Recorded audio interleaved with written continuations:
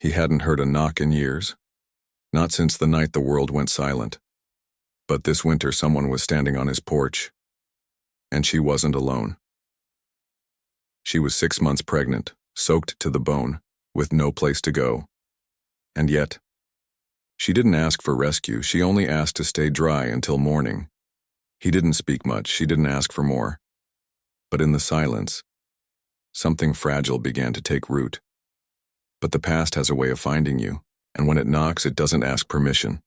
From fire to forgiveness, from strangers to something like family. This story isn't about perfect endings. It's about choosing to stay. If stories like this speak to your heart, like, subscribe, and stay a while. Let's begin. Snow fell without pause. A steady hush that blanketed the town of Snowbridge in silence. Out by the tree line, where the pines bent low under the weight of winter, Will Morgan sat alone in a small house whose warmth barely touched its corners. The living room smelled faintly of wood smoke and old varnish, the scent of time and things left unmoved. He sat at the edge of a scarred workbench, sanding down the leg of a chair that hadn't held a body in years. His sleeves were rolled up, arms thick with quiet labor, a burn scar curling along the underside of his wrist. The light above flickered softly. Outside, wind whispered against the windows like a memory that wouldn't leave. Will lived like this now, quietly, deliberately. Since Helen passed, he kept to routines. Same meals, same shirts, same chair, same loneliness. His world had shrunk to the size of this cabin, where every creak in the floorboard still remembered her steps. He didn't teach anymore. The incident at school, the false accusation, the misunderstanding that stole his name, had been the final cut. He hadn't fought it, he was too tired. He walked away, not from justice, but from the noise of it all. The only light visible from outside was the porch lamp, a dull amber glow hanging under the eaves. He left it on out of habit, or maybe hope. He didn't know anymore. At 11:47 p.m., it happened. 3 knocks. Not loud, but urgent. Will froze, his hand mid-air above the sandpaper. For a long second, he thought it might be the wind. Then it came again. 3 short raps, more desperate this time. No one knocked on his door. Not this late. Not in a snowstorm. He stood slowly, heart-thudding. Every nerve in him wanted to ignore it, to retreat back to the safe rhythms of silence. But something tugged. A voice older than logic, quieter than fear. He moved toward the door, hesitated. Then, with a breath, he unlocked it. When he opened it, the cold rushed in like a punch. Snowflakes swirled in the amber porch light, and there she was. A young woman stood beneath the overhang, shivering, her coat soaked through. Her dark hair clung to her cheeks, her lips trembling from more than just the cold. One hand held her belly, round, unmistakably pregnant, and the other rested against the porch railing like she wasn't sure she could stay upright. "I'm sorry," she said, voice thin. I don't need anything, I just needed somewhere dry, just for the night." Will didn't answer. He couldn't. His eyes had locked onto her hand, curled protectively over her stomach. The storm hissed behind her. She didn't plead. Didn't cry. Her voice carried no drama, only exhaustion. That made it worse somehow. He should say no. He didn't know her. She could be trouble. He had nothing left to give, not even trust. But she was alone. In the snow, carrying life inside her. He stepped back. She blinked, surprised, then stepped forward slowly, cautiously. The moment she crossed the threshold, Will caught a subtle tremor in her knees. She swayed. Without thinking, he reached out and steadied her arm. Her skin was ice. He led her in without a word. She sat down near the fireplace, the heat barely touching the edge of the room. Will tossed a few more logs in and stoked the flames, careful to keep his back to her.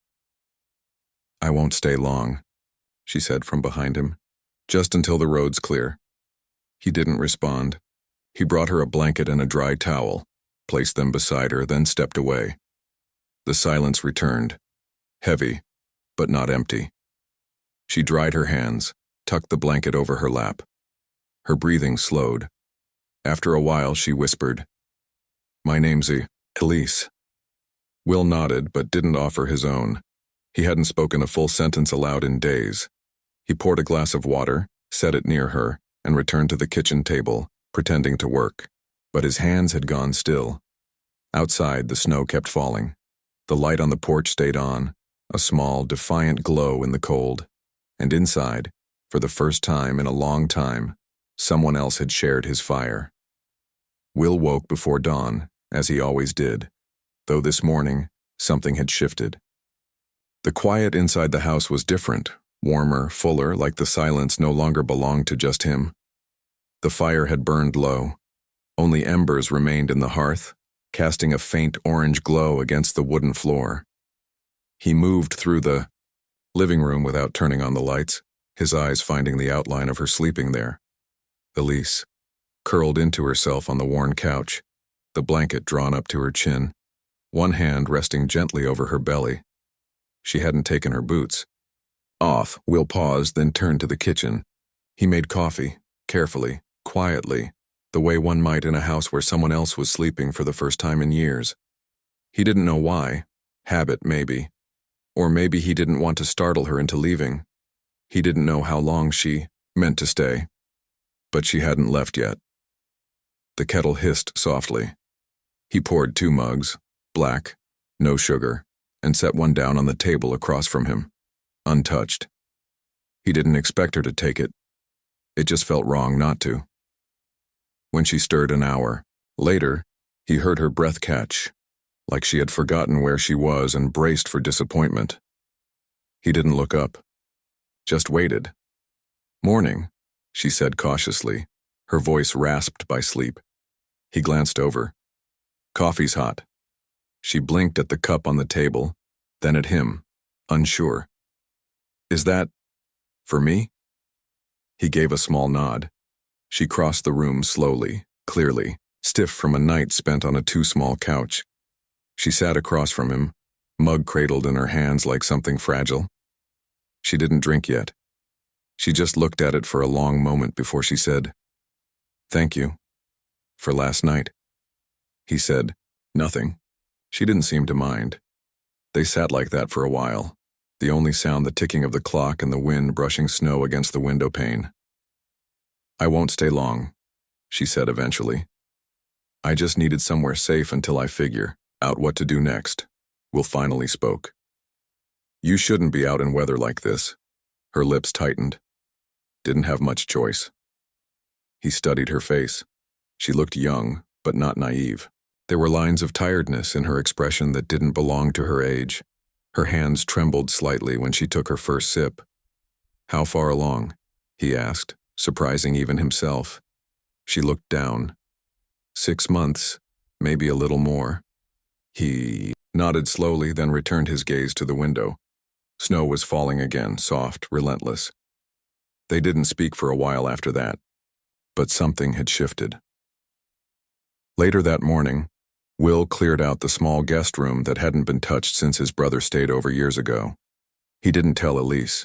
He just did it, moving the boxes of old books, the yellowed linens, the unused coat hangers. He opened the window a crack to let the cold air push out the stale. When Elise passed by in the hallway, she stopped at the doorway. "You don't have to do that." "I know," he said. She stood there, arms crossed over her stomach, watching him as he made the bed. "I'm not trying to stay," she said again, quieter. He looked up. "You need a bed." Their eyes held for a beat longer than either expected. Then she nodded, turned away. By evening, Will made a simple stew, potatoes, carrots, a little leftover chicken from the freezer. He wasn't much of a cook, but it was warm and filling. They ate at the kitchen table across from each other, with the kind of quiet that wasn't awkward, only new. Elise ate slowly, carefully. When she finished, she ran a hand down her belly and exhaled, almost a smile. "He's kicking," she said, placing a hand on her side. Will kept his gaze on his bowl. "He? That's what the doctor said," she replied. and for the first time her voice had a thread of pride in it. Will gave a slight nod. Got a name? Not yet, she said. Wasn't sure I'd get to keep him. He looked up at that. She wasn't crying. Her voice wasn't broken. But the weight behind those words filled the room, and suddenly he felt it again. That tug in the chest, the one he thought had died with Helen. It wasn't romance. It wasn't pity. It was something more human, the aching instinct to protect, something fragile. He stood and cleared the dishes. That night, Elise took the guest room. Will returned to the couch. He couldn't bring himself to sleep in the bed he once shared. Not yet. Before turning in, he stepped out to the porch. The wind had calmed. Snow rested gently on the railing. He reached up and adjusted the porch light. For no reason. Or maybe for her. Inside, the house was dim but alive. He didn't know her story. Not yet. But she was here now.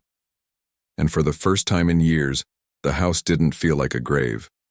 It felt like the start of something. Will had never been good at sharing space. Even when Helen was alive, he'd often retreated into the garage or his books or the forest trails just outside town. Solitude had always come easier to him than conversation, but solitude wasn't the same as loneliness. He'd learned that difference the hard way.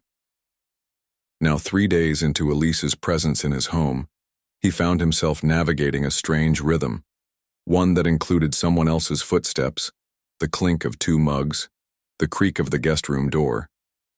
It wasn't uncomfortable. Not exactly. But it was unfamiliar. Elise didn't ask for much. She moved with a quiet awareness like someone afraid of leaving a mark. She cleaned up after herself, folded her blanket each morning, and only took what food she needed. She never touched the bookshelf in the living room. Never asked about the photos Will had long since turned face down. But her presence was there in the smallest ways. In the tea kettle left warm on the stove. In the scarf she hung on the back of a chair. In the faint hum of her voice when she thought he was out of earshot. One morning, Will came downstairs and found her standing by the window in the living room. Snow was falling again, softer this time. She had a hand on her belly, her eyes distant. He cleared his throat lightly. She turned, startled, then relaxed. I'm sorry. I didn't mean to snoop. You're not, he said, moving past her toward the fireplace. He crouched down to stack more logs. She hesitated, then asked, Did you grow up here? Will paused, then shook his head. My folks bought this place after I left for college. Retired here. I inherited it when they passed. I thought maybe you built it. It feels like a house someone made with their hands. He gave a soft sound that might have been a chuckle. Dad built most of it, I just patched the pieces that break. Still, she said, running a finger gently across the windowsill. It's more home than any place I've been in a long time. Will didn't know how to respond to that. So, he nodded and tossed another log into the fire. That afternoon, Elise asked if she could help chop vegetables for dinner. Will handed her a cutting board and a worn knife without a word. She moved efficiently, almost professionally, slicing carrots and potatoes into perfect pieces. You've done this before, he remarked. I cooked for the shelter where I worked, she said. Before I left. He didn't press, but a picture was forming, quietly, in fragments. A woman used to caring for others, suddenly the one in need. After dinner, she washed the dishes. Will dried. It wasn't planned. It just happened. As they moved in tandem, their elbows brushed once. Neither of them moved away. That night, as the wind picked up outside, Elise stayed by the fire longer than usual. She sat on the rug, legs curled under her, hands cradling a cup of herbal tea. Do you miss her? She asked suddenly, eyes still on the flames. Will looked up from his seat across the room. It wasn't a question he'd expected. He thought about lying, deflecting. But something in her voice, honest, tired, without agenda, disarmed him. Every day, he said. Elise nodded. I can tell. It's in the way you move around the house like you're trying not to disturb something sacred. Will looked down. His fingers tightened around his mug. I'm sorry, she added gently. I don't mean to intrude. It's just, I notice things. It's all right, he said after a moment. You're not wrong. The silence that followed wasn't empty. It held respect and something that almost resembled trust. Elise placed her cup on the hearth and stood. Good night, Will. Good night. As she passed, her hand brushed the edge of his shoulder lightly, an unconscious gesture. Will didn't move, just stared at the flickering shadows on the floor long after she'd gone. Later, as he lay awake on the couch, Will listened to the wind rattling the porch, but the sound that stayed with him was Elise's voice, soft and clear, when she said the house felt like home. He stared at the ceiling and let that word echo a while. Home. He wasn't sure it had meant anything real in years, but tonight, for some reason, he left the hallway light on. Will wasn't a man who asked questions, not anymore. There had been a time years ago when curiosity came easily, when he leaned into people's stories with an open heart and a teacher's patience. But after Helen passed, and everything that followed, questions felt like invitations to pain. And pain, he'd learned, had too many ways of answering. Still, as the days passed, he found himself watching Elise with a kind of quiet wonder. She moved gently through the house like someone taught early on to take up as little space as possible. She never raised her voice, never let the floorboards creak too loud under her steps, but she had an intensity behind her eyes, one that suggested she wasn't used to kindness without strings. One morning, he found her in the guest room, kneeling, beside her open suitcase. A single stack of baby clothes lay folded inside. She didn't notice him at first. He cleared his throat softly. She turned, startled. Oh, sorry. I was just making sure I still had everything. Will leaned against the doorway. Planning to leave? Not yet, she said, but I don't want to get too comfortable. He didn't reply. The silence stretched between them. I've been in too many places that turned on me, she added more quietly. It's safer if I don't pretend this is forever. Will looked down at the worn floorboards. No one said it had to be forever. She nodded. But it's still your house, and I'm still just passing through. Her voice was steady, but there was something under it, something soft and sad that didn't ask for sympathy, only room to breathe. That afternoon, the snow let up for the first time in days. Sunlight streamed through the windows, softening the edges of the cold. Elise stood by the back porch staring at the patch of yard that had begun to peek through the melting snow. Do you ever plant anything? She asked as Will stepped out beside her. Used to, he said. My wife had a garden. Tomatoes, herbs, one stubborn apple tree that never made it through the frost. What happened to it? The tree? She nodded. I stopped watering. Elise looked at him then, not with judgment but understanding. I used to have a window box, back in our old apartment, basil, lavender. He didn't like the smell, said it made him sick. Will turned his head. The father? Yeah. She let out a short, humorless laugh. Funny, isn't it? He could stomach whiskey, cheap cologne, and lies, but not basil. There was an edge to her voice now, sharper than he'd heard before. It faded just as quickly. He used to hit you, Will said quietly. She didn't answer for a moment. Then, not always, not at first. It starts smaller than that. Little rules, little lies. And by the time you realize you're drowning, he's already convinced you it's your fault for stepping into the water. Will's jaw tightened. He looked out over the snow. You did the right thing. Leaving. Her smile was tired. It didn't feel brave. It just felt necessary. That evening, Will took out the photo box he hadn't touched in nearly 2 years. He didn't know what moved him to do it. Maybe it was the way Elise had spoken. Honestly, without self-pity.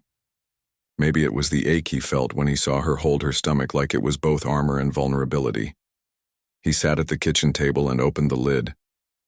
Helen's face looked up at him from 100 memories. Her smile under autumn leaves, her fingers brushing flour from her cheek in the old kitchen, her laugh frozen in time beneath a paper lantern. He hadn't cried since the night he found her final letter. But now, he felt the sting at the corners of his eyes, and he let it come. Not loudly, not brokenly, just a slow, steady ache. He didn't notice Elise standing in the doorway until she spoke. She was beautiful. He wiped his face with the back of his hand. She was kind. That was her real beauty. Elise stepped closer, eyes scanning the pictures. You look different in these. Lighter, he said. Loved. He nodded. She held all the best parts of me together. When she left, I think they left with her. Elise sat beside him, her hands folded in her lap. I'm sorry you lost her, she said. Will looked at her. I'm sorry he made you lose yourself. It wasn't planned that moment, it wasn't rehearsed, but it held the weight of two people finally saying the things they couldn't carry alone anymore. For a while they sat like that, side by side, surrounded by photographs and old quiet. When Elise stood to leave, she touched his shoulder. A small touch, but one that lingered. That night, Will didn't return the photos to the box. He left them out on the table. And when he turned off the lights, he left the kitchen one on. Something was changing, slowly, gently. And for the first time in years, the house didn't just feel lived in, it felt shared. By the end of the second week, the snow had begun to pull back like a tide, revealing the softened earth beneath. Will stepped out onto the porch one morning to find the edges of his yard rimmed with early meltwater, like the ground itself was waking up after a long sleep. Inside the house, it was warm. Not from the furnace, but from use. The smell of toast, the quiet clatter of dishes in the sink, the hum of a kettle just starting to boil. Elise was already up. She moved around the kitchen as if it belonged to her, not with assumption, but with a kind of quiet familiarity. She put a slice of bread in the toaster, checked on the stew pot cooling on the stove, and refolded the towel on the counter before reaching for the tea jar. When she saw Will, she smiled, sleep still softening her eyes. I didn't mean to wake you. You didn't. He stepped inside, rubbing his hands together. Ground's thawing. That's good, right? He nodded. Might be time to fix that garden. She perked up. You mean the one by the back fence? It used to be. Long time ago. I'd love to help if you'll have me. Will looked at her, surprised by how quickly he said, all right. Later that afternoon, they stood in the backyard under a pale sun. The wind was still sharp, but the earth was giving way. Elise wore one of Will's old jackets, too large on her, sleeves bunched at the wrists. She knelt on the soil and pressed a gloved hand into the ground, smiling when it held. This is good dirt, she said. Will chuckled softly. My wife used to say the same thing. She'd talk to the soil like it was a friend. Maybe it was. She looked up at him, squinting in the light. What did she plant? Tomatoes, cucumbers, basil. Even tried strawberries once. The birds got most of them. Elise laughed. A clear, surprised sound that made Will glance at her. It was the first time he'd heard that particular sound come from her. It stayed with him. I can't promise I have her touch, she said, but I'd like to try. They worked in silence for a while, side by side, clearing out the old beds, breaking the frozen patches, pulling what remained of last summer's skeletons from the soil. Will found himself explaining how the irrigation line worked, where the compost pile was, how the deer sometimes got bold in early spring. Elise listened, her eyes bright with something like hunger, but not for food, for normalcy, for peace. When they finished for the day, Elise looked at a bare patch of soil near the porch. What about there? Will followed her gaze. We could plant something new, she said, something that wasn't here before. He hesitated, then nodded once. A tree, maybe, Elise smiled. A promise tree. Will raised a brow. What's that? It's something they do at the shelter, she explained. When someone leaves a dangerous situation, they plant a tree if they want to. A symbol that they made it out, that they're starting again. Will was quiet for a moment. You want to plant one here? I do. He nodded again, slower this time. Then we will. That evening, the stew tasted better than either of them expected. Elise made cornbread, her first attempt in years, and Will made a face when he bit into it. She looked horrified. Too dry? He shook his head. No, too good. I'm going to get used to this. She laughed again, smaller this time, but just as real. As they cleaned up, Elise leaned against the counter, rubbing her belly. He's been kicking all day. I think he likes cornbread. Will glanced down, unsure whether it was okay to look. He's got good taste. I think he knows, she said, softer now. That we're somewhere safe. The words sat between them, delicate but firm. Will nodded once. He didn't say what he felt, that the house had changed since she arrived, that the air had stopped echoing, that the porch light now meant something more than habit. He didn't have to say it. She saw it. Later that night, Will lit a small lamp in the living room and sat near the fireplace, leafing through an old gardening journal Helen used to keep. He hadn't opened it in years. The pages were full of notes in her handwriting, planting times, recipes for natural repellents, the name of a neighbor's cat she suspected of stealing strawberries. Elise came in, blanket around her shoulders. She sat on the floor, her back resting lightly against the couch. Were you too happy? She asked. Will closed the book slowly. Yes, he said. Not every second, but enough of them. That's all I ever wanted, she murmured. Not perfect, just safe. Will stared into the fire. After a long pause, he said, That's what this place can be, if you want it to. She didn't answer right away. Then she leaned her head gently against the couch cushion behind her. I think I do. Outside, the yard lay quiet beneath the early stars, and under the porch light, which still burned every night out of habit, a patch of earth had been marked off, waiting. Something new was going to grow there. The storm had passed days ago, but the air still carried the kind of cold that bit through your coat and stayed in your bones. Will noticed it more now, maybe because his house wasn't just shelter anymore. It was something else. Something warm. Something worth protecting.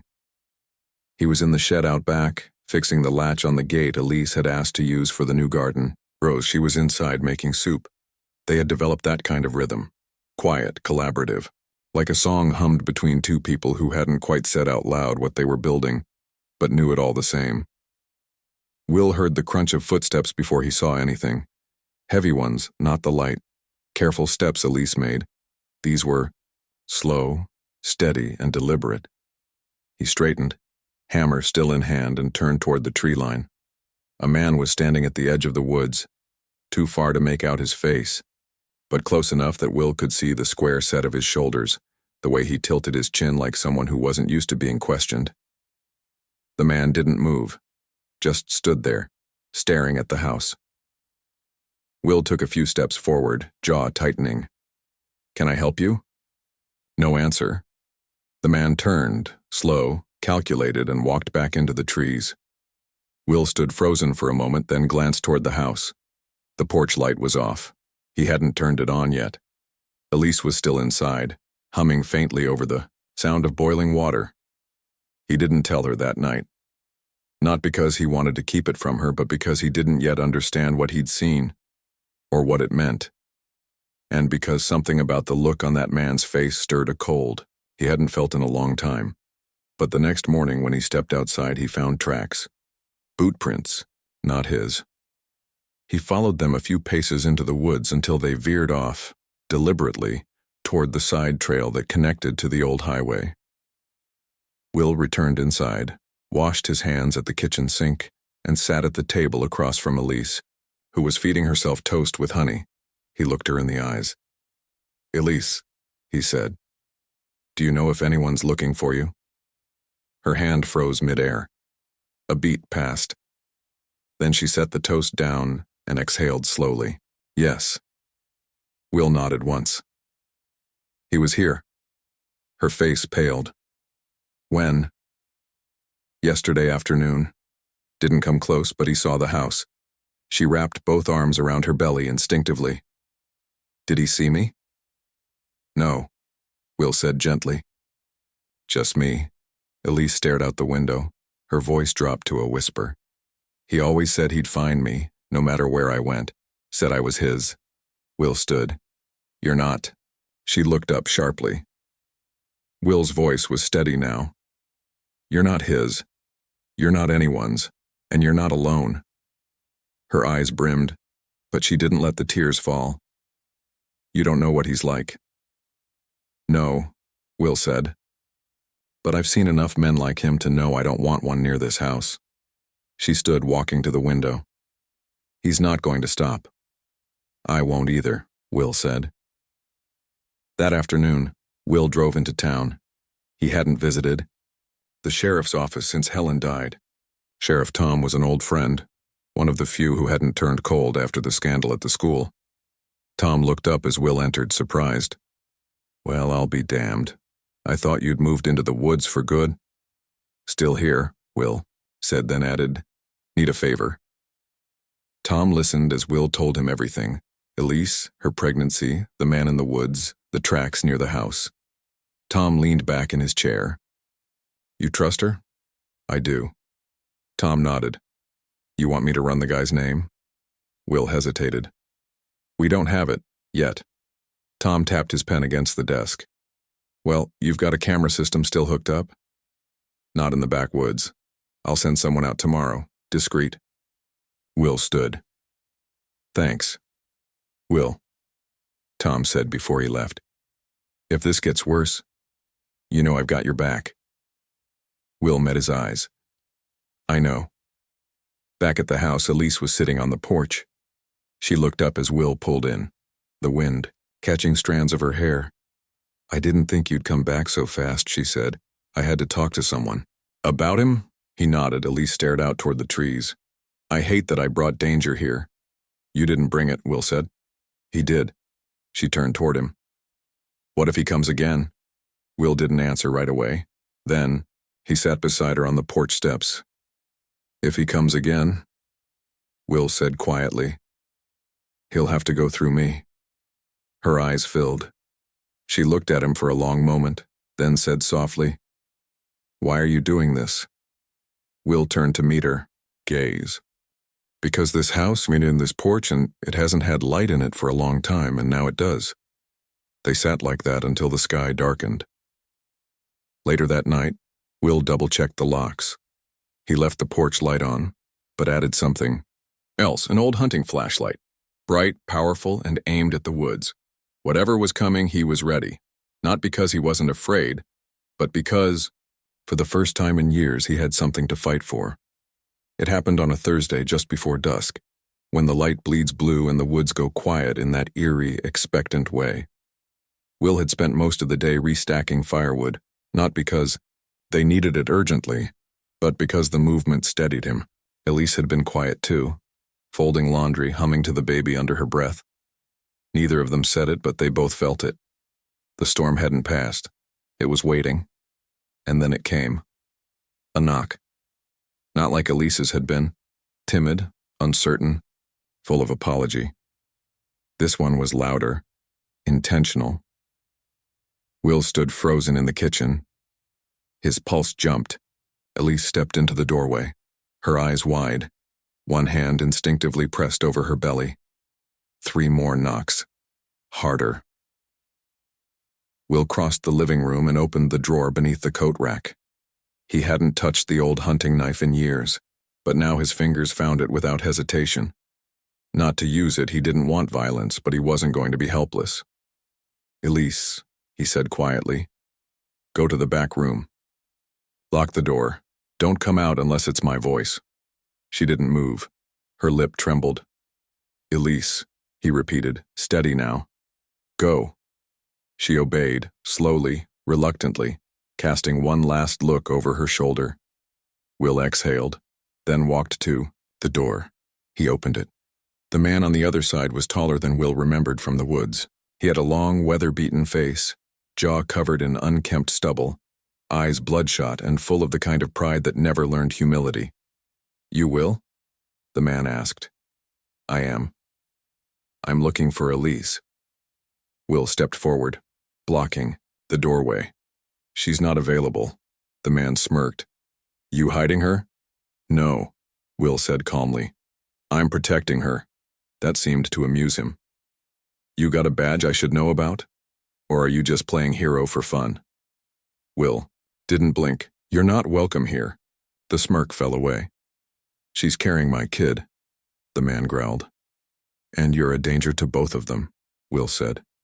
He hadn't planned those words, but they came out with weight and clarity, like something long buried finally breaking the surface. The man's fists clenched at his sides. "You don't know anything about me." Will's voice didn't rise. "I know what I see. I know how she flinches at loud voices. I know she hasn't slept through the night since she got here. And I know you're the reason why." For a moment, silence. The air was sharp with cold and tension. Then the man stepped closer. "She belongs with me." Will stepped forward just enough so the man had to stop. "No," he said quietly. "She doesn't belong to anyone." The man's eyes narrowed, and in a flash, he lunged, not with a weapon, but with rage. Will stepped back just in time to avoid the first swing, but the second caught his shoulder. He stumbled against the railing. The man came again. Will raised his arm, caught the blow, and shoved him back with all the strength he had. The knife remained in his belt, untouched. "I don't want to hurt you," Will said through gritted teeth, "but I'll do what I have to." From inside the house, a child's mobile began to play, soft chimes spinning in the wind. Elise had forgotten to close. That sound, fragile, innocent, cut through the fury like a bell. The man hesitated. Will took that second. "You can turn around now," he said, voice like steel. "Or you can leave in cuffs." Behind him, headlights appeared at the end of the drive. Sheriff Tom's cruiser right on time. The man turned, spat on the snow, and stormed toward the woods. Tom followed behind him with practiced calm. Will didn't watch him go. He turned back toward the house. The door opened before he reached it. Elise stood there, tears in her eyes, a shaking hand covering her mouth. "Are you hurt?" she asked. Will shook his head. "No." She stepped out, crossed the porch, and without a word, wrapped her arms around him. It wasn't careful. It wasn't hesitant. It was all instinct. Will stiffened at first. He hadn't been held in years. But then his arms came up around her and he let himself sink into it. "I was so scared," she whispered. "I know," he said. "Me too." And for a moment there was nothing but the sound of the wind and the warmth between them. Then softly, almost too quiet to hear, "I thought I'd never feel safe again." Will tightened his hold. "You are now." She looked up at him, eyes shining. "You don't have to promise me forever," she said.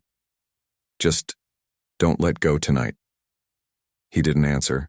He didn't need to. His arms said it all. The fire started just before dawn. Will woke to the sharp, acrid scent of smoke. At first he thought it was just the wood stove, too much kindling maybe.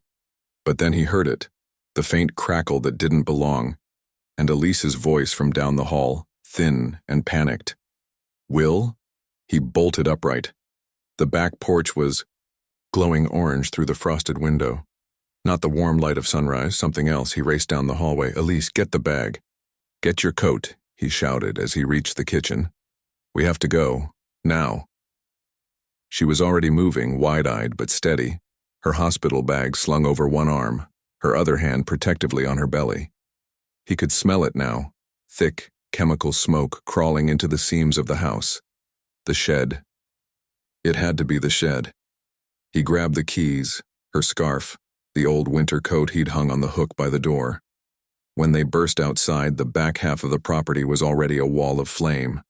The garden beds they'd tended, the compost bin, the stack of firewood, gone in a rush of heat and cinders.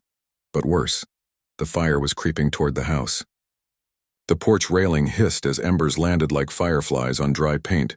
Sparks skipped across the yard like they had minds of their own. Will turned to Elise. "Get in the truck. I'll meet you down at the road." "No, I'm not leaving without." You will," he said firmly. "Please." She hesitated, then obeyed. He ran back into the house, choking on smoke, grabbed the two things that mattered, the photo box and the wrapped bundle of baby clothes Elise had placed on the rocking chair. The fire was at the wall now, hungry. As he sprinted down the front steps, a pop echoed behind him.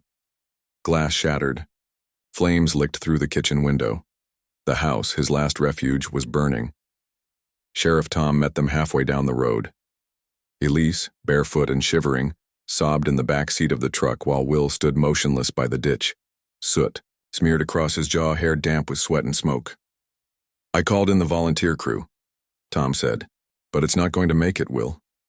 Will didn't reply. Tom added, quieter, "You think it was him?" Will looked back at the glow pulsing behind the trees. "Yes, but no proof. Not yet." Tom exhaled. "You still have a place to stay?" Will nodded. "Yeah, I do." His voice cracked on that last word, because it wasn't just about walls, or beds or roofs. It was about everything tied to that home.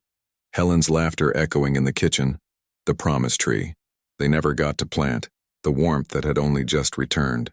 Now, all of it lay behind smoke and ruin. Elise wrapped a blanket around her shoulders at Tom's place. His wife had brewed tea. The couch smelled of cedar and dust.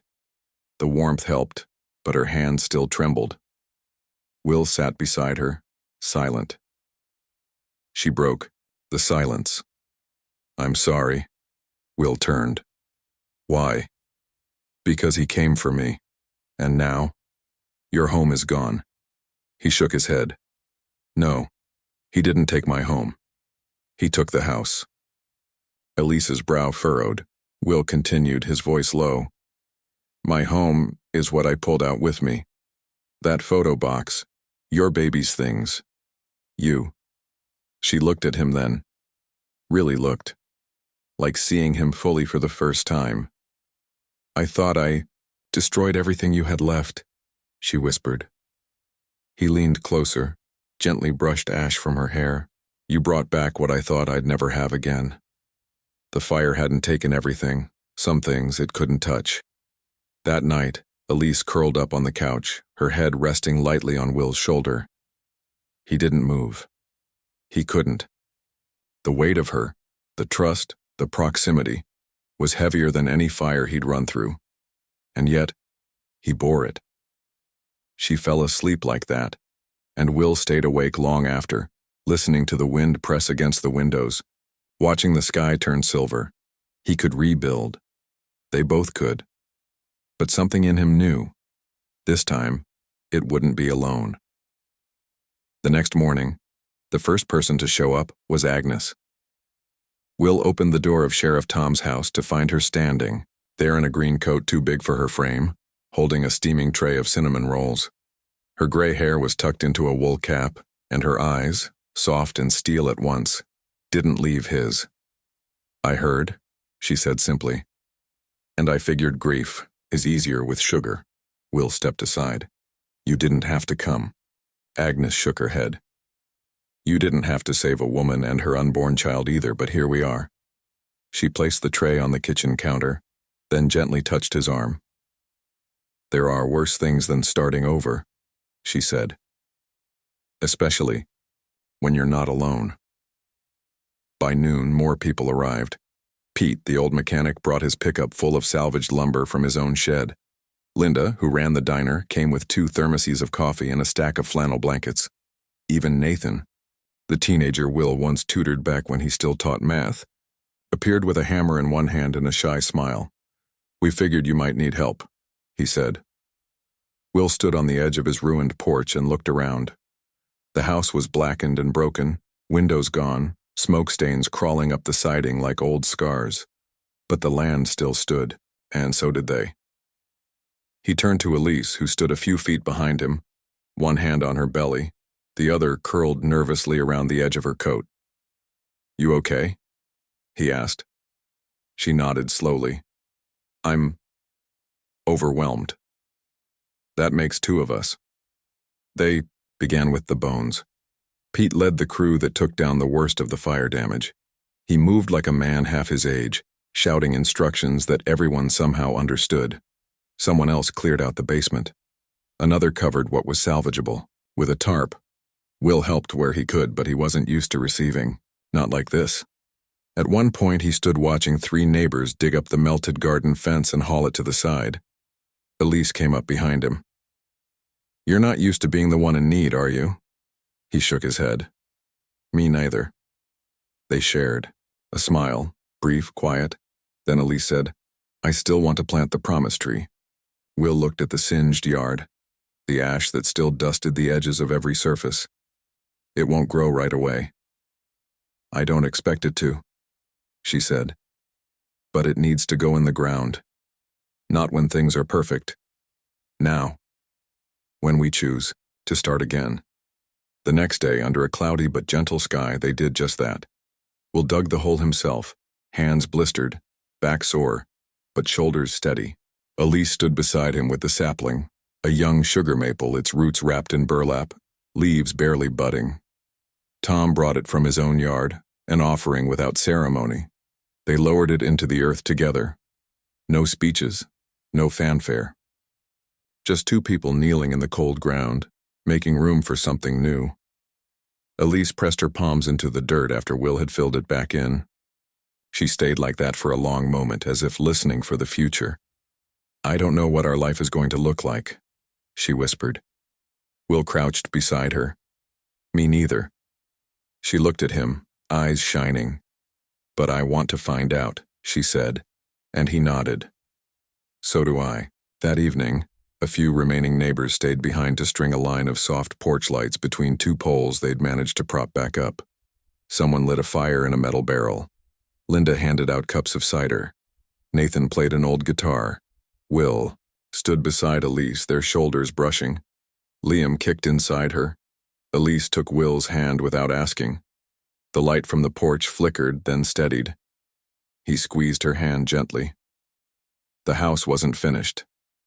The walls were still only framework, but the foundation, literal and otherwise, was solid, and in the glow of community, it was clear. They weren't rebuilding the past, they were building towards something better. 3 weeks later, the house was standing again. It wasn't finished. Some rooms still had bare drywall and the porch rail was missing a segment, but it stood with pride, held up by more than wood and nails. It stood because people had shown up one by one carrying planks and hope and casseroles. It stood because two people, once broken in different ways, had chosen to stay when it would have been easier to leave. The new porch light arrived in a cardboard box, donated by a neighbor Will barely knew. It was plain, just a simple black sconce with a warm bulb, but when he screwed it into place and flicked the switch, it glowed soft and golden against the siding. Elise smiled when she saw it. You kept it simple. Will shrugged. Some things don't need to be fancy. She rested her hand on the doorway. It looks right. Later that day, she went into labor. It was early, 3 weeks before her due date, but not dangerously so. Will drove her to the hospital in town with a steadiness he hadn't known he possessed. No panic, just motion. Her hand gripping his in the front seat, her breath catching, her voice whispering, "He's really coming." Will never left her side. Hours passed. The room pulsed with beeping monitors and fluorescent light. Nurses moved in and out like ghosts. Elise labored with quiet ferocity, eyes clenched, knuckles white. Will held her hand through every wave, every cry, every moment of doubt. And when it was over, they handed her a boy with a full head of dark hair and lungs that filled the room. With sound, she cried. Will did too, silently, head bowed, a hand over his mouth. When they asked the name, Elise looked at Will first, then she said, "Liam. His name is Liam." And Will nodded like he'd known it all along. They brought him home wrapped in flannel, tiny hands curled into fists like he had something to protect. The house still smelled of sawdust and paint. The baby's room wasn't ready yet, so the crib went in Will's old bedroom, the one he hadn't used since Helen. It didn't feel like betrayal. It felt like something had come full circle. That night, Will found himself outside under the stars, staring at the little maple tree they'd planted, the promise tree. A soft breeze stirred its leaves, now beginning to unfold, delicate and green. He heard the door creak open. Elise stepped beside him, Liam in her arms, asleep. She leaned into Will without asking. He looked down at them, at her, at the child who wasn't his by blood but somehow belonged to him now, deeply and without question. "You tired?" she asked. "Not really." "Liar," she smiled. They stood in silence for a while, watching the porch light cast its slow glow across the steps. "I used to think love meant promises," she said softly. "Big ones, forever ones." Will glanced over. "But now I think," she continued, "maybe it's just staying. Even when it's hard, especially when it's hard." He took a long breath. "I can't promise forever," he said. "I know. But I'll be here tomorrow, and the next day, and the one after that." She leaned her head on his shoulder. "That's enough." Will put his arm around her, around them, and looked toward the tree. It stood taller than he remembered. Maybe that's what happens when you water something, when you show up every day without fanfare, and tend to what's growing. It doesn't stay small for long. The porch light stayed on that night. It wasn't habit anymore. It was home. If this story touched something in you, if you've ever longed for healing, for warmth, for a place to belong, then stay with us. Sometimes love isn't loud. It's just a light that stays on even through the storm. Sometimes home is the hand you choose to hold, in a world where so much can be lost. Sometimes the most powerful thing is choosing to stay. No vows, no grand speeches, just a light that stays on. A child asleep, a promise planted in the ground. If this story found a quiet place in your heart, don't leave just yet. Subscribe to the channel, like this video, and let these stories keep finding their way to you.